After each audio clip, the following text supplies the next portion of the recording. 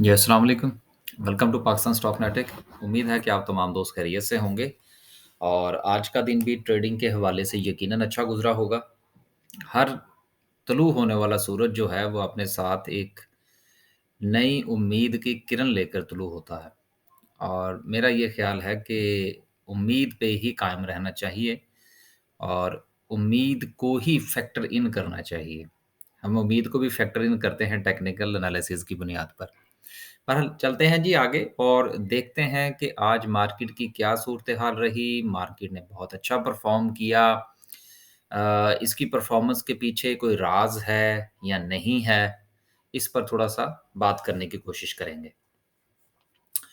आज जो है जी वो मार्केट ने माशाल्लाह 1100 और 20 पॉइंट्स डाले। मेरा ये ख़्याल है कि आप इसको साढ़े 1100 ही तसव्वुर करें, तो ज़्यादा बेहतर होगा। तो साढ़े 1100 जो है वो मार्केट ने पॉइंट्स डाले हैं आज मार्केट के अंदर और जो एक खदशा था कि मार्केट जो है वो 43,000 का लेवल जो है वो तोड़ देगी, वो बहरहाल पूरा नहीं हुआ। और मार्केट ने वहाँ से बहुत अच्छा बाउंस बैक दिखाया। देखिए, यहाँ पर चंद बातें सोचने वाली हैं। अब मार्केट में से कीड़े निकालने की कोई ज़रूरत नहीं है, लेकिन हम चूँकि हमारा काम ही एनालिसिस करना है और वो क्या कहते हैं नौमौलूद एनालिस्ट ही हम अपने आप को समझेंगे, इतना ज़्यादा एक्सपीरियंस तो हमारा नहीं है। देखिए मार्केट की हर मूव के पीछे कुछ ना कुछ होता है और उसको समझना बहुत ज़रूरी है ताकि अगर आप उसको समझेंगे, तो आने वाले दिनों के लिए आपके लिए डिसीज़न मेकिंग जो है वो आसान हो जाएगी। अब सवाल ये पैदा होता है कि मिनी बजट तो अभी अपनी जगह पर कायम है, एक चीज़। इंटरेस्ट रेट जो है वो स्टेट बैंक ऑफ पाकिस्तान ने बढ़ा दिया। डॉलर जो है वो भी तकरीबन-तकरीबन अपनी पोज़ीशन पे कायम है। आखिर इसके पीछे रीज़न क्या है कि मार्केट ने एक इतना अच्छा बाउंस बैक जो दिया है 11-1200 पॉइंट का, 1200 ही समझ लें, कोई बात नहीं। जब इतनी अच्छी मूव हो तो ज़रा थोड़ा-सा मज़ीद खुश हो जाना चाहिए। देखिए जहाँ तक मेरा ख़्याल है, जो मेरा तज्ज़िया है जहाँ तक, देखिए स्टेट बैंक की तरफ से डॉलर को लगाम डालने के लिए चंद इक़दामात किए गए हैं। उन इक़दामात में से चंद चीज़ें ऐसी हैं कि जिस तरह आप यूँ समझ लीजिए कि हमें एक ऐसा प्रॉब्लम है कि जिस जगह पर हमें डॉक्यूमेंटेशन करनी पड़ती है ना किसी चीज़ की, तो हम उस ना सिर्फ़ कि उस बिज़नेस से भाग जाते हैं बल्कि वो क्या कहते हैं कि वो जगह छोड़ देते हैं। तो ये एक बड़ा अहम जो है ना वो मसला है हमारे यहाँ और इसी की वजह से चीज़ें ऊपर-नीचे होती हैं। स्टॉक मार्केट चूँकि एक डॉक्यूमेंटेड बिज़नेस है, इसमें आप आते हैं, पैसा डालते हैं, सब पता होता है कितना डाला, कितना नुकसान हुआ, कितना नफ़ा हुआ, इसमें कोई चीज़ हिडन नहीं रखी जा सकती। अब जहाँ तक ताल्लुक है ओपन मार्केट में से डॉलर्स खरीदना, अब वो कोई भी बंदा जाए, पैसे लेके जाए, डॉलर खरीद ले, लाके घर में रख दे, कीमत बढ़ जाए जाके बेच दें, ना किसी को पता कौन लेके गया, ना किसी को पता किसने खरीदे, किसने मुनाफ़ा कमाया, किसने किसको नुकसान हुआ, कोई पता नहीं है। अब ये जो चंद इक़दामात हैं स्टेट बैंक ऑफ पाकिस्तान की तरफ से कि सर 500 से ऊपर जब आप डॉलर्स खरीदेंगे, तो फिर आपको कुछ ना कुछ बताना पड़ेगा कि आपकी ये किस सिलसिले में खरीद रहे हैं। क्योंकि इसका फ़ायदा जो है वो जो हमारी इंडस्ट्रीज़ हैं, ये जो इम्पोर्टर्स हैं, उनको लाज़िमन होगा क्योंकि वो तो ऑलरेडी डॉक्यूमेंटेड है। उन्होंने जब एलसी वगैरह खोलनी है, उन्होंने बैंक को बताना है जी हम ये खरीदने लगे हैं, ये बाहर से मँगवाना है। वो उतने के एवज़ उनसे पैसे ले लेते हैं, तो वो एक-एक डॉलर का हिसाब मौजूद होता है। ये जितना भी अंधेर नगरी मची हुई है, ये तो मची है ओपन मार्केट के अंदर। अब उस पर देखिए कल को ये कितना इफ़ेक्टिव होता है, कितना दूर तक जाता है, वो एक अलग चीज़ है। लेकिन वक़्ती तौर पर ये जो मामलात हैं, इससे बहरहाल इन ओपन मार्केट से डॉलर बाय करने वालों को हौसला शिकनी हुई है। अब जब वहाँ से हौसला शिकनी हुई है, तो फिर कहीं तो उनको जाना होगा। तो ये एक फैक्टर है, बाकी 1-2 फैक्टर्स और हैं वो इंशाल्लाह आने वाली वीडियो में डिस्कस करेंगे। सारे आज ही डिस्कस कर दिए तो वीडियो यहीं पे जाएगी। तो ये एक फैक्टर मेरी नज़र में था, जो मैंने आपसे जो है वो गुज़ारिश कर दी है। बाकी अपना-अपना तज्ज़िया है, आगे चलते हैं। उसके बाद बात करें जी कि ऑल शेयर की बात करें कि ऑल शेयर में क्या हुआ 760 पॉइंट पूरी मार्केट चली है। हर वो शेयर चला है जिसके ना चलने की भी उम्मीद थी। कि जिसके बारे में ये सोच लोग सोच चुके थे कि अब इसने ज़िंदगी में नहीं चलना। देखिए, अब मुझे यहाँ पर एक बात याद आ रही है कि पिछले दिनों जब मार्केट ठक, ठक, ठक, ठक गिर रही थी और यकीन कीजिए कि मैं अपने क्लाइंट्स को जो है वो बहुत ज़्यादा इस मामले पर साइकोलॉजिकली जो है वो समझाने की कोशिश कर रहा था कि यार मार्केट भी इधर ही है, हम भी इधर ही हैं, मार्केट खत्म नहीं होगी, लॉस बुक करने की कोई ज़रूरत नहीं है, वेट करें थोड़ा-सा। और आज हमने कोई बाइंग नहीं की, सेलिंग और आने वाले दिनों में भी हम सेलिंग करेंगे। आगे चलते हैं जी और केएमए 30 की बात करें 2410 पॉइंट्स का एक बहुत ही वो क्या कहते हैं लंबा-चौड़ा इज़ाफ़ा, बहुत अच्छा इज़ाफ़ा है और मार्केट खुलते साथ ही ठक-ठक कुछ शेयर्स को कैप लगे हुए थे। देखिए, स्टॉक मार्केट में हमेशा वही लोग कमाते हैं, ये अब फ़िक्रा वो क्या कहते हैं बोल-बोल के पुराना हो गया, लेकिन क्या करें, इससे अच्छा फ़िक्रा अभी तक कोई और मिला नहीं है। स्टॉक मार्केट में से कमाएगा वही जो मार्केट में खड़ा रहेगा, जो मार्केट में प्रेज़ेंट होगा। जो भाग जाएगा, वो लॉस ही बुक करके भागेगा, प्रॉफ़िट लेके जाते हुए मैंने कम ही लोग देखे हैं। हाँ, लोग स्टॉक मार्केट में रहते हैं, प्रॉफ़िट कमाते हैं, वो प्रॉफ़िट उसमें से निकालते हैं, इन्वेस्टमेंट नहीं निकालते। इन्वेस्टमेंट उनकी स्टॉक मार्केट में मौजूद रहती है, चाहे वो उनके ब्रोकर के अकाउंट में कैश की ही सूरत में क्यों ना हो। इसलिए मैं हमेशा कहा करता हूँ कि आप उस पैसे को कंसीडर ना किया करें जो आपके ब्रोकर के अकाउंट के अंदर पड़ा हुआ है। उसको भी आप स्टॉक मार्केट की इन्वेस्टमेंट ही कंसीडर करें। ट्रेडिंग के लिए उसी पैसे को यूज़ करने के लिए उसी को उसको शेयर्स ही समझा करें आप। आप उसको समझे ही ना कि वो पाकिस्तानी रुपीज़ हैं, कि वो आप उसको कैश करवा सको आप समझिए वो शेयर ही हैं। तो फिर देखिएगा कि इंशाल्लाह बाइंग सेलिंग करते वक़्त आपको एक कॉन्फिडेंस होगा कि आपके पास शेयर्स मौजूद हैं, मार्केट की हर मूव से आप फ़ायदा उठाएँगे। आगे चलते हैं। आगे चलते हैं जी और देखते हैं सर्किट ब्रेकर क्या कहता है। आज तो अच्छी खासी वो क्या कहते हैं लाइन लगी हुई है सर्किट ब्रेकर्स में। 44 कंपनीज़ अपर कैप है जी। हर वो कंपनी अपर कैप हुई जिसका जिसका भी आप नाम ले लें वो अपर कैप है। चलें यार अच्छी बात है। बहुत सारे लोग दिल बर्दाश्ता थे लेकिन अब देखना तो ये होगा कि बहुत सारे लोग बेचारे अफ़सरदा भी बैठे होंगे जिन्होंने 2 दिन पहले पोज़ीशनें काटी होंगी कि यार ये स्टॉक मार्केट तो होता ही जुआ है, यहाँ पे हमेशा ही लॉस होता है। ठीक है ना? कोई बात नहीं। हाँ, रिफाइनरीज़ के हवाले से हमने एक बात ज़रूर कही थी आपसे, इन्वर्टेड कॉमास में कही थी, बेशक हमने वो खुले अल्फाज में नहीं कहा था। इन्वर्टेड कॉमास में ही कहा था कि जब तेल की प्राइसेज़ इंटरनेशनल भी कम हुई हैं, मुल्क के हालात भी बहुत ज़्यादा महँगाई है, गवर्नमेंट को कहीं न कहीं रिलैक्सेशन देनी पड़ेगी पेट्रोल के अंदर। अगर वो पेट्रोल के अंदर देंगे, तो पेट्रोल की डिमांड में इज़ाफ़ा होगा, तो वो इज़ाफ़ा किसने पूरा करना है? रिफाइनरीज़ ने। आगे आप लोग खुद समझदार हैं। आगे चलते हैं। बाकी ये जो सीमेंट सेक्टर क्यों चला है, स्टील सेक्टर क्यों चला है, इस पर इंशाल्लाह कल बात करेंगे। ये भी एक कहानी है। आगे चलें जी और लोअर कैप भी देख ही लें यार, वैसे है तो कुछ नहीं आज। कुछ नहीं है यार आज, कुछ नहीं है, सो इग्नोर। आगे चलते हैं जी और देखते हैं आज की कैंडल को। देखिए, कल हमने एक सवाल जो था वो आपके लिए रखा था कि जी ये बताइए कि कैंडल के हवाले से हमने पूछा था कि कौन-सी कैंडल जो है वो मज़बूत है। उसका जवाब तो आज आपको मिल गया। तो बात करने का मतलब ये है कि सीखना बहुत ज़रूरी है। सीखना बहुत ज़रूरी है। आज की कैंडल जो है वो अपनी एक रेजिस्टेंस को जो है वो तोड़ चुकी है, जो कि 43,900 की थी, 44,000 ही समझें आप, 44,000 की एक रेजिस्टेंस टूटी है अभी। बहुत स्ट्रॉन्ग कैंडल है, मोमेंटम बहुत अच्छा है।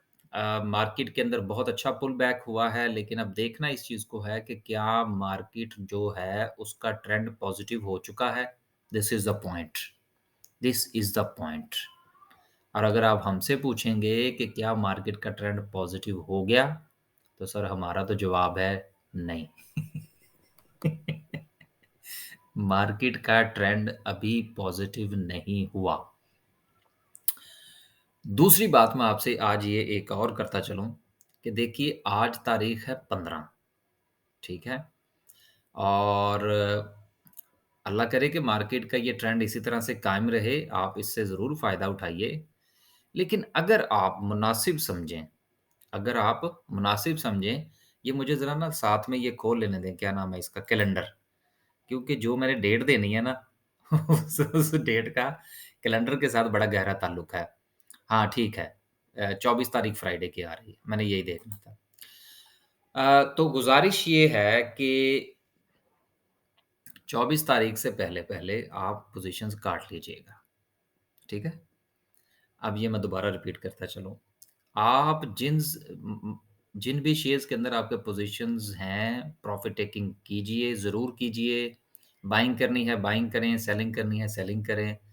लेकिन 24 तारीख या उससे पहले आप जो है, कोशिश ये कीजिएगा कि जिन शेयर्स के अंदर आपका प्रॉफ़िट मौजूद हो, वो मेरे मेरे कहने पर आप 50% से ज़्यादा प्रॉफ़िट टेकिंग कर लीजिएगा। ठीक है सर, ये तो हो गया आपको मशवरा। अब जब 24 गुज़रेगी, उसके बाद मुझे याद रहा या आपको याद रहा, तो मुझे मैसेज करके ज़रूर जो है ना रिमाइंडर दे दीजिएगा, फिर वो वीडियो में बात कर देंगे। ठीक है सर? आगे चलते हैं। आगे चलते हैं जी और देखते हैं कि आरएसआई क्या कहता है। अब ये 2 चीज़ें मैं आज अधूरी छोड़ के जा रहा हूँ। एक सीमेंट और स्टील सेक्टर और दूसरा जो ये मैंने 24 तारीख वाली बात की है, फिर ये इसके ऊपर बात करेंगे। देखिए मैं हमेशा आपसे कहा करता हूँ कि देखिए स्टॉक मार्केट हिस्ट्री की बुनियाद पर चलती है। स्टॉक मार्केट हिस्ट्री की बुनियाद पर चलती है और हिस्ट्री के बगैर एनालिसिस नहीं हो सकता। दुनिया का कोई भी एनालिसिस हिस्ट्री की बुनियाद पर होता है। और ये जो मैंने जितनी भी बातें की हैं और जितनी मैंने अधूरी छोड़ी हैं, जितनी की मैंने तारीख दी है, इन सब का हिस्ट्री के साथ ताल्लुक है। तो हिस्ट्री, हिस्ट्री और हिस्ट्री। आगे चलें। आरएसआई को देखते हैं जी कि आरएसआई क्या कहता है। तो आरएसआई कहता है वेरी गुड। आरएसआई का भी अच्छा बाउंस बैक है। अब ये देखिए, यहाँ पर हम आपको एक और चीज़ दिखाते हैं, अगर मिल गई तो। हुँ, ये देखिए, ये मार्केट यहाँ से उठी और इसका प्रीवियस हाई जो था वो ये है। रफली ये थोड़ी-सी लाइन नीचे लग गई है। लेकिन अच्छा मोमेंटम है। उम्मीद है कि कल मार्केट जो है ये 50 की जो इंडिकेशन है आरएसआई की इसको ब्रेक करेगी। देन मार्केट जो है वो न्यूट्रल ज़ोन में दाखिल होगी। उसके बाद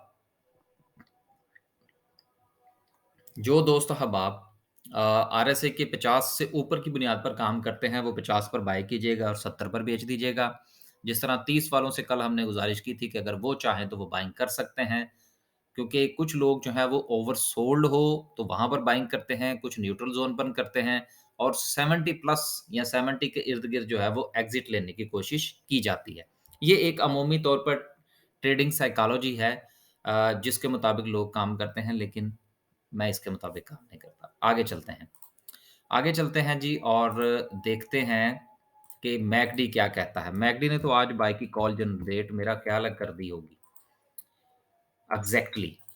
ये कल ही अभी हम इसकी जो है वो हम बात कर रहे थे कि मार्केट के अंदर इसके जो हिस्टोग्राम हैं, वो आहिस्ता-आहिस्ता छोटे हो रहे हैं। तो छोटे होने से क्या हुआ कि आज मैकडी ने बाय की कॉल जनरेट कर दी है। ब्लू लाइन ने रेड लाइन को काट दिया है। यहाँ से ये इंडिकेशन हुई है, हिस्टोग्राम जो है वो पॉज़िटिव बना है, ये कन्फर्मेशन है, इंडिकेशन है, कन्फर्मेशन है, बाय की कॉल है। काफ़ी दिनों के बाद जो है मैकडी ने बाय की कॉल जनरेट कर दी है। अगर आप मैकडी के मुताबिक काम करते हैं देन आप बाय कीजिए और फिर आप इसको जहाँ पर आपका मुनासिब लगे आप इसको सेल कीजिएगा। आगे चलते हैं जी और आज ज़िगज़ैग को भी देख लेते हैं कि वो क्या कहता है।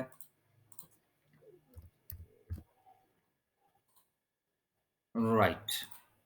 तो ज़िगज़ैग जो है इसने मार्केट का लो डिसाइड कर दिया है। आपको याद होगा कि चंद दिन पहले जब हमने इसको देखा था, तो तब तक इसने अ, मार्केट का लो डिसाइड नहीं किया था।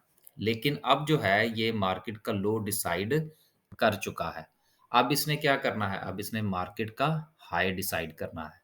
अब वो हाई जो है, वो ये भी हो सकता है और ये भी हो सकता है। अब इसके बारे में हम कोई राय कायम नहीं करते। ये आने वाला वक़्त बताएगा कि हाई जो है वो मार्केट का क्या होगा। देखिए आखिर में कुछ 1-2 गुज़ारिशात में से वही जो हम अक्सर बात किया करते हैं, आज भी वही होगी, कोई नई बात नहीं है कि देखिए स्टॉक मार्केट जो है ये एक कारोबार है, ये एक बिज़नेस है। इसको बिज़नेस की तरह प्लान किया करें। इसको ये मत सोचा करें कि जी मैंने आज शेयर खरीदा है तो इसको कल ज़रूर चलना चाहिए। अब ये आज खरीदा है, कल ज़रूर चलना चाहिए। इससे मुझे अपने उस्ताद साहब की एक बात याद आ जाती है। वो फरमाते हैं कि देखिए एक बच्चे की तरह काम मत करें कि एक बच्चा जो है वो एक आम का पौधा लेकर आता है, आके ज़मीन खोद के उसमें वो पौधा लगाता है, उसको पानी देता है और फिर उसके पास बैठ जाता है। और ये इंतज़ार करता है कि इस ये अभी बड़ा होगा और इसके ऊपर आम लगेंगे। और कुछ देर इंतज़ार करने के बाद जब वो पौधा अपनी जगह से नहीं बढ़ता, तो वो उसको उखाड़ के देखता है कि इसमें कहीं कोई मसला तो नहीं है। अगर कोई मसला है तो उसको हल किया जाए। लेकिन जो इस पूरे मामले के अंदर जो है वो पौधा मर जाता है। लिहाज़ा स्टॉक मार्केट में पेशेंस एंड पेशेंस बहुत ज़रूरी है। अब मेरे साथ जो दोस्त अहबाब काम करते हैं, उन्होंने और कुछ मुझसे सीखा या नहीं सीखा, लेकिन मुझे इस बात की पूरी उम्मीद है और मेरा ख़्याल है कि तकरीबन 8 से 10 महीने हो चुके हैं हमारी कंसल्टेंसी को और कुछ लोग ऐसे हैं, कुछ दोस्त ऐसे हैं जो हमारे साथ 7-8 महीने से लगातार काम कर रहे हैं। उन्होंने हमसे और कुछ सीखा है, नहीं सीखा, कमाया है या नहीं कमाया, लेकिन कम से कम उन्होंने पेशेंस ज़रूर सीखा है। स्टॉक मार्केट के अंदर स्टे कैसे करना है, how to stay in the stock market. जब आप स्टे करेंगे, तो स्टे उसी सूरत में ही होगा कि अब मार्केट ऊपर जा रही है, तो फिर भी परेशानी होगी कि बेचें, ना बेचें। हम उनकी वहाँ पर भी मदद कर रहे हैं। जब मार्केट नीचे जा रही थी, तब भी हम उनके साथ थे। तो देखिए as a advisor, as a consultant ये हमारी ज़िम्मेदारी है कि मार्केट की किसी भी मूव के अंदर हम अपने क्लाइंट्स के साथ रहें, ना कि क्लाइंट्स के साथ रहें बल्कि आपके साथ भी होते हैं। आपको भी दिलासा देते रहते हैं। तो एन्जॉय कीजिए मार्केट के अपवर्ड मूवमेंट को। हमारी 24 तारीख वाली की जो बात है उसके ऊपर गौर फरमाइएगा। लेकिन दिल ना माने तो उसके ऊपर अमल करने की कोई ज़रूरत नहीं है। दिल माने तो ज़रूर कीजिए, ना माने तो ना कीजिएगा। फिर इंशाल्लाह 24 के बाद मुझे तो ख़ैर अक्सर बातें भूल जाती हैं। आपको याद रहा तो बताइएगा, फिर बात करेंगे इसके ऊपर कि इसके पीछे क्या राज़ था। अल्लाह हाफ़िज़।